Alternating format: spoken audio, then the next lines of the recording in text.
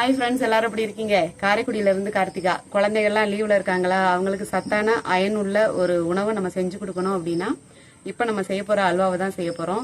நம்ம சின்ன குழந்தைகள்ல சாப்பிட்ட உணவு தான் அது முருங்கைக்கீரை அல்வா. முருங்கைக்கீரை அப்படிங்கிறது குழந்தைங்க இன்னைக்கு விரும்பி சாப்பிட்றது இல்லை. அதை அவங்க என்னன்னு கூட அவங்களுக்கு தெரியாத ஒரு விஷயமா மாறிடுச்சு. ஸோ இந்த லீவில் அந்த முருங்கைக்கீரையை அல்வாவா நம்ம செஞ்சு கொடுத்தோம் அப்படின்னா 5 days வரைக்கும் கூட அது கெட்டு போகாது. ரொம்ப அயன் சக்தி அதிகமும் உள்ளது கூட. வாங்க இப்ப முருங்கைக்கீரை அல்வா எப்படி சிம்பிளா அதோடைய தன்மை மாறாம செய்ய முடியும் அப்படிங்கறத காமிக்கிறேன்.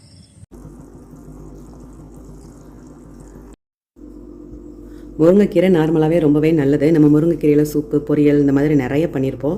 பட் இது நான் இப்போ அல்வா பண்ண போகிறேன். முருங்கைக்கீரையில் அல்வா எப்படி பண்ணுறது அப்படின்னு பார்க்க போகிறோம். ரொம்ப ஹெல்த்தி. குழந்தைங்க இப்போலாம் கீரைனா என்னன்னு கூட கேட்க மாட்டேங்கிறாங்க, சாப்பிட மாட்டேங்கிறாங்க. அதனால நம்ம இந்த மாதிரி அல்வா பண்ணி வச்சிட்டோம் அப்படின்னா ரொம்பவே அருமையாக சாப்பிடுவாங்க. வாங்க இப்போ முருங்கைக்கீரையில் அல்வா எப்படி பண்ணுறதுன்னு பார்த்துட்டு வந்துடலாம். இப்போ முருங்கைக்கீரையை இது மாதிரி ஒரு மிக்சியில் நல்லா கழுவிட்டு சேர்த்துருங்க. சேர்த்து தண்ணி விட்டு அரைச்சிட்டு சாறு எடுத்துக்கலாம். உங்களுக்கு எவ்வளோ தேவையோ அவ்வளோ முருங்கைக்கீரை சேர்த்துக்கலாம். ஏன்னா முருங்கைக்கீரைங்கிறது அவ்வளோ சத்தானது. இப்போ இதை நம்ம அரைச்சிட்டு வந்துடலாம். பாருங்கள், முருங்கைக்கீரையை நல்லா கூழ் மாதிரி அரைச்சிட்டு வந்தாச்சு. இது அப்படியே துணி போட்டு நம்ம வடிகட்டி எடுத்துடலாம். நல்லா நைஸாக அரைச்சிருங்க, திப்பி இல்லாமல். அப்போ தான் நல்ல சாறு நமக்கு கிடைக்கும். பாருங்கள், அரைச்சிட்டு ஜூஸ் எடுத்தாச்சு. ரொம்ப வளன்னு வடிகட்டுறதுக்கு ரொம்ப சிரமமாக இருந்துச்சு.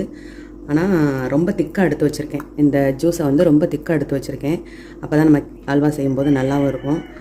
2 ஸ்பூன் நெய் விட்டுருக்கேன். அதில் முந்திரி போட்டு நல்லா வறுத்து எடுத்துடலாம். ஒரு 10 முந்திரியை முழு முந்திரியை உடச்சி எடுத்து வச்சுருக்கேன். அதை நம்ம வறுத்து எடுத்து வச்சுருவோம்.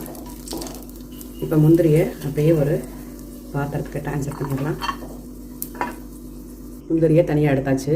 இப்போ முருங்கைக்கீரை ஜூஸை அதில் நம்ம விட போகிறோம். ரொம்ப வளன்னு இருக்குது. ஜூஸ் விடும்போது அடுப்பை கூட வச்சுடாதீங்க, கொஞ்சம் குறைச்சே வைங்க. இப்போ ஒரு 3 ஸ்பூன் அளவுக்கு கார்ன்ஃப்ளவர் மாவு நான் அதில் கலந்து விட போகிறேன். பாருங்கள், 3 ஸ்பூன் அளவுக்கு கார்ன்ஃப்ளவரை அதே கீரை எடுத்து வச்ச பாத்திரத்திலே கலந்துட்டேன். அதை சேர்த்துருவோம். ஒரு சிலர் பார்த்தீங்கன்னா கீரை நம்ம சேர்க்கும் போதே அது கூடயே கார்ன்ஃப்ளவரை சேர்ப்பாங்க. நான் அப்படி சேர்க்கலை. கீரையை முதல்ல நெய்யில் ஊற்றிட்டு அதுக்கப்புறம் சேர்த்துருக்கேன். அடுப்பை கூட வச்சுருங்க, ஆனால் கைவிடாமல் கிண்டிக்கிட்டே இருங்க, ஏன்னா கட்டி விழுந்துடும்.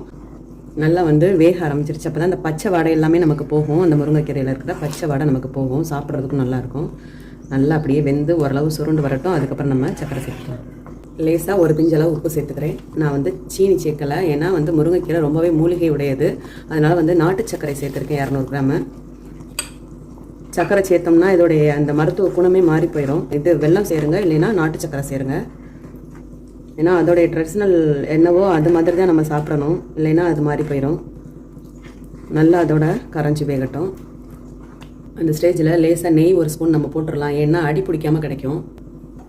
லேசாக கலரி கொடுத்துருங்க. பாருங்கள், ஒரு 10 நிமிஷம் அப்படியே நம்ம அடுப்பை கூட வச்சுட்டோம் அப்படின்னா நல்லா திரண்டு வர ஆரம்பிச்சிருச்சு. இன்னும் பாத்திரத்தில் ஒட்டாத அளவுக்கு நமக்கு வரணும். இந்த மாதிரி நல்லா திரண்டு வர ஸ்டேஜில் நல்லா 1 ஸ்பூன் அளவுக்கு நெய் சேர்த்துக்குங்க. அப்போ தான் பாத்திரத்தில் ஒட்டாமல் நமக்கு கிடைக்கும். நல்லா வளன்ட்டு நெய் எவ்வளோதுக்கு சேர்க்குறோமோ அவ்வளோதான் ஹல்வா நல்லாயிருக்கும். ஹெல்த்தியும் கூட. அதுவும் முருங்கைக்கீரைக்கு நம்ம சொல்லவா வேணும், எவ்வளோ ஹெல்த்தியாக இருக்கும் அது. இப்போது நம்ம வறுத்து வச்ச முந்திரியை சேர்த்துக்கலாம். அவ்வளோதாங்க, முருங்கைக்கீரை அல்வா ரெடி ஆயிடுச்சு. அப்படியே ஒரு பிளேட்டில் நம்ம நெய் தடவிட்டு ட்ரான்ஸ்ஃபர் பண்ணிடலாம். அவ்வளோதாங்க, ட்ரெடிஷ்னலான முருங்கைக்கீரை அல்வா ரெடி ஆயிடுச்சு. கீரை சாப்பிடாத குழந்தைங்க கூட கண்டிப்பாக இந்த அல்வா சாப்பிடுவாங்க. இதில் இரும்பு சத்து அதிகமாக இருக்குது. அவ்வளோ சீக்கிரத்தில் கெட்டும் போயிடாது. எந்த அளவுக்கு நெய்யும் சக்கரை, நாட்டு சக்கரையும் நம்ம கொடுக்குறோமோ, கருப்பட்டி கொடுக்குறோமோ, அந்த அளவுக்கு இது ரொம்பவே சூப்பராக இருக்கும். நீங்களும் ட்ரை பண்ணி பாருங்கள். பாய்.